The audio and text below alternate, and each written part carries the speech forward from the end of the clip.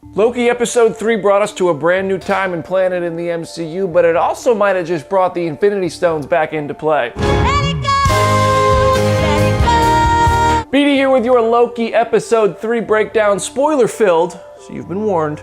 I'll give you my quick review of this character-developing side quest type episode at the end. And also, I want to hear what you think of my theory that Infinity Stones are totally already back in play. Lots of Marvel Easter eggs and ties to the MCU and comics here, so let's jump in. Sylvie is with the TVA agent that she mind-napped, and they're sipping frozen margs. Drinks. A nice nod to the fact that she's a frost giant comes in when she says she doesn't suffer from brain freezes, so that does probably confirm she is actually a Loki. If we look back at the frame of these two on the right side, we see what might be Quicksilver, or Ralph Boner. Marvel's best kept secret that should have stayed secret. I don't think that's who this is, but we did all freak out just a couple of weeks ago when we thought Peggy Carter was walking through the TVA in episode 1, so here we are acknowledging this as well. Whatever, man, it's a trick. So who is this Sylvie character, right? There's Lady Loki, a character born out of Ragnarok in comics when a body was created for Sif to be revived following the destruction of Asgard, but it was taken over by Loki, and he inhabited that body for a while. Then there's Sylvia, a character from Oklahoma in comics, which is a place we've already visited in this Disney Plus series. In the comics, she got her powers from Loki. We can just accept the fact that this is probably just an amalgamation of the Sylvie version of Enchantress and Lady Loki, or we can get crazy and presume there will be some sort of time travel paradox type story where Loki is convinced to visit the past and give Sylvie her powers in the first place. There is a story in the Agent of Asgard comics, which has already been nodded to by the fact that her horns have a broken horn, where there's an older Loki who messes with the past to ensure he becomes the Loki he is. I'm a god, you dull creature. Lady Loki gets to the TVA and tries to use her magic powers, but they don't work there. So this could be her first time actually getting to the TVA because she didn't know that already. She was like surprised to see that. Loki shows up and grabs his knives from the TVA lockers because all the agents are out trying to fix all the bombed timelines. And he does his little flippy flip like we saw in the bridge in Thor Ragnarok. And then they are transported to 2077 on Lamentis 1. Lamentis 1 does exist in comics, but never really becomes very significant.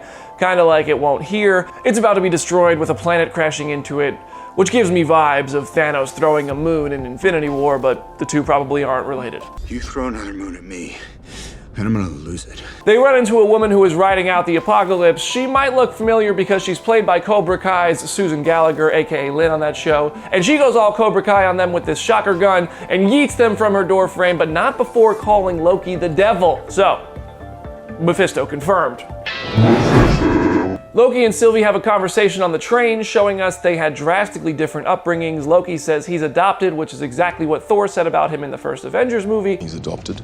And Sylvie can't remember all of the fine details of her life, which means either she's lying and doesn't want to share them, or she's from another reality, which she has spent so much time away from that her memories are starting to fade. Something to think about. We also get a confirmation that Loki is bisexual, giving the first real bit of representation to the LGBTQ community in the MCU, because that cameo in Avengers Endgame was nowhere near as meaningful as this, and this is a big W during Pride Month. It's also comics accurate and Norse mythology accurate, so it's all a win. Director Kate Herron weighed in on Twitter saying, "It was very important to me and my goal to acknowledge Loki was bisexual. It is a part of who he is and who I am too. I know this is a small step, but I'm happy and my heart is so full to say that this is now canon in the MCU." Bravo, bravo. Loki smashes a glass on the train and demands another, prompting us all to Leonardo DiCaprio right out of our seats and remember the moment in 2011's Thor movie when Thor did the exact same thing. Another. Loki gets drunk and gets yeeted from the train, whipping his hair back like he did after the run-in with Doctor Strange in Thor Ragnarok, and uses his glorious purpose phrase to mock Sylvie, really mocking himself. I am Loki of Asgard, and I am burdened with glorious purpose. Because he found out he really had no glorious purpose like he thought he had. He saw his life and Thanos kill him when the TVA showed it to him, and we also learned the TVA people are actually people. All variants plucked from various timelines, so Mobius probably came straight out of the 90s, and we might still get to see him ride off into the sunset on a jet ski, but I also think it might be darker where he runs into himself. In last week's video, I talked about how the rings on the table in Renslayer's office were probably other versions of Mobius doing the same thing. I think there's more than one Mobius out there. Time travel! The episode wraps up with an awesome single-shot action scene playing out on Lamentis. We see Infinity logos in the background, which might be a nod to Loki and Sylvie being trapped in a time loop, or maybe a nod to the Infinity Saga. And We also see Loki use telekinetic powers to reverse a falling building. It looks a lot like when Doctor Strange rewinds time with the Time Stone, and part of me wonders if Loki actually took one of the Time Stones from the TVA, because he did pick it up when he looked in Casey's drawer. We saw him use telekinetic powers in episode 2. He snagged a robot vacuum to use it as a weapon, but stopping a whole building falling seems like a big leap to start exploring powers like that.